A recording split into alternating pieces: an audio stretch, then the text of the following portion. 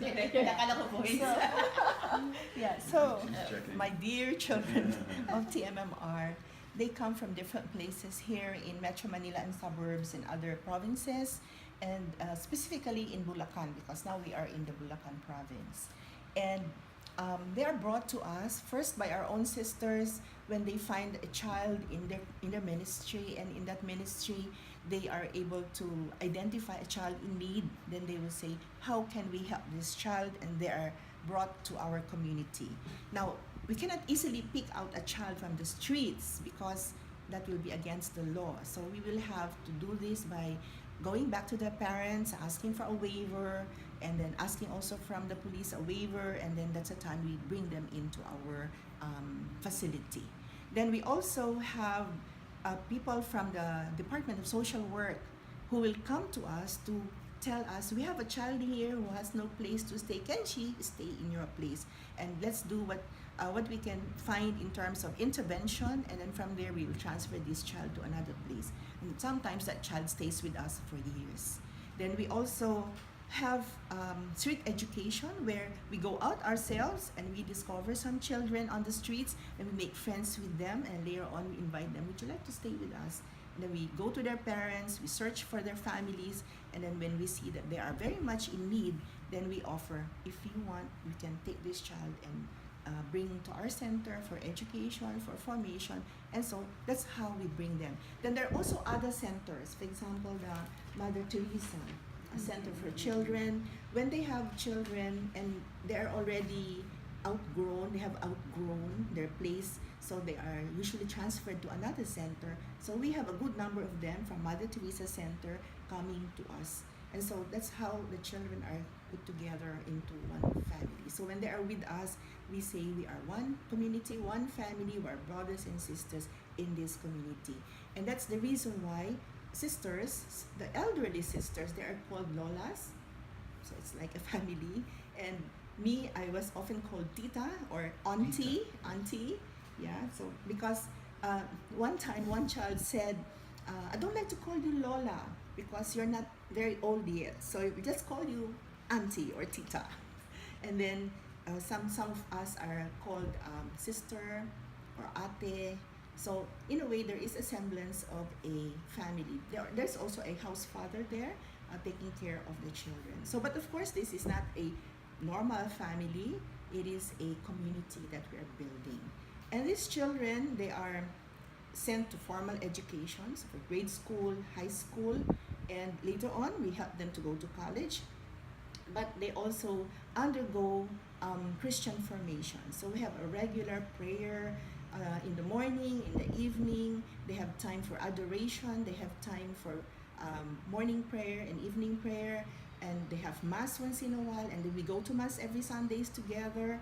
And the children have religion class. One sister teaches them religion. So that is part of their formation.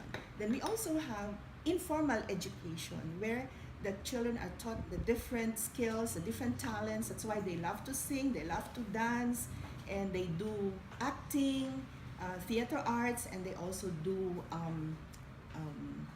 oration, declamation. So those are the things that they learn, and we let them play a lot. They play a lot.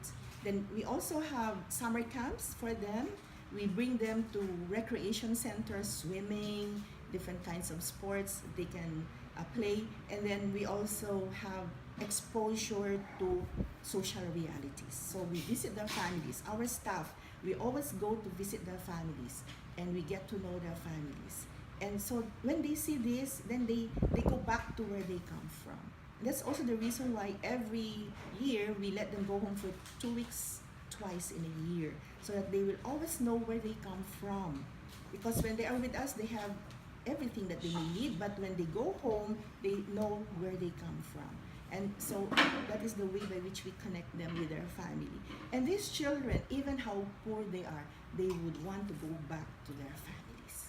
So every time they go home for their vacation, we have to give them 1 sack of rice, whatever we can give, because that is their supply for the 2 weeks they are there at home. Because some of them cannot eat when they're at home because their family is very, very poor. But then when they come home after vacation, oh, they'll say, I'm happy, I was happy, we were very happy, even if there was no food, because of the joy of being with their family, with their parents. And these children, they collect the things that they have. So they have extra soap, they collect all of this, and they bring this home and give to their brothers and sisters. So you can see how they are very generous and loving to their family. But of course, they would always say, we want to come back to TMMR because we want to study.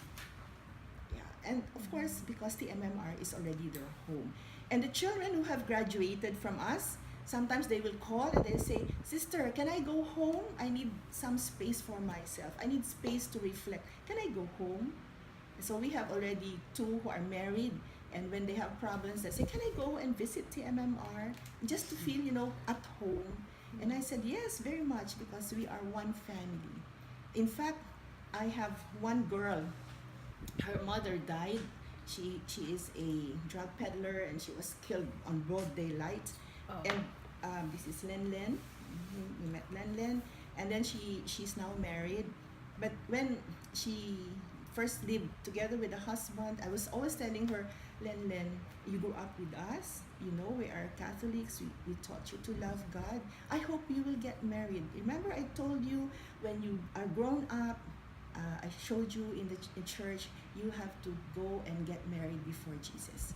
And so now she is married. And when she got married, she said, my mom is no longer there. I have no family. Will you please bring me to the altar? Wow. And so I was the one who walked her to the altar. I was the mama. Yeah, it's very touching indeed. Yeah, and so I'm happy to see that what she was before, she was a lost girl. She was in the streets. She's a child of a drug addict and a peddler, and now she's able to take care of her family so well. And then she told me, I am going to do what you have taught me. Because you love me, I'm going to love my child. I'm going to love my family. So for me, that is a joy that I have contributed something for this child. But it's really because this child is a child of God. I have seen the poor, as you have said, you have seen Jesus in the faces of each one of them. I have seen Jesus in each one of them. And that's why I really went out of my way. Even when the sisters were thinking I was crazy, that I was doing these things. Yeah. Okay, so long story now. Yeah, it's a beautiful story. Thank you. Thank you. Thank you. Bravo.